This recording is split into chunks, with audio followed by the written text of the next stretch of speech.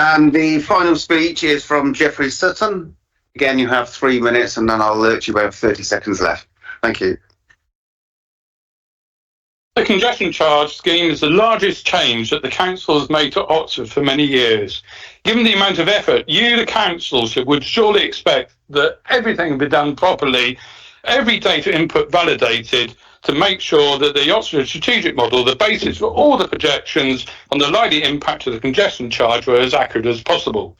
I discovered 2 weeks ago that this was not the case, that the OSM was missing a very large hospital, the John Radcliffe, which is the single largest trip destination in Oxfordshire.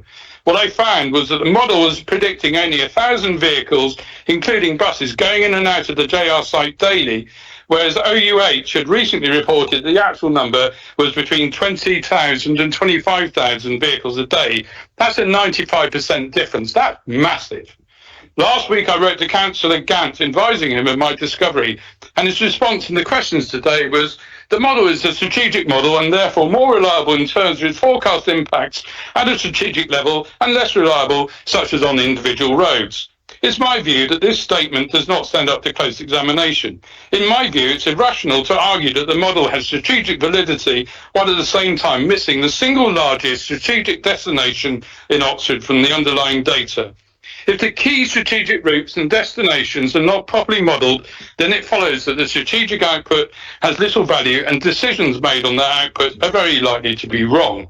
How can you as councillors be expected to trust the modelling, the essential justification for the scheme, if the detail is so wrong?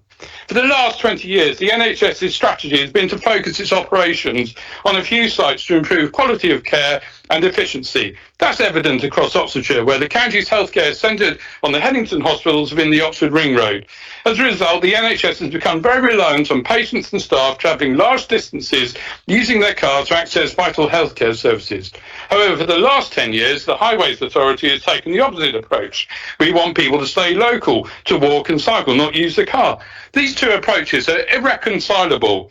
Annoyingly, they overlap in Headington, and it's vulnerable on their families, your constituents, who are caught in the middle. So councillors, today you will have your first chance to vote on the congestion charge scheme. You need to decide whether to support the NHS staff and the patients or the authority's stay at home, stay local model. You need to decide whether to support the sick and vulnerable and the staff who deliver their healthcare or ignore them.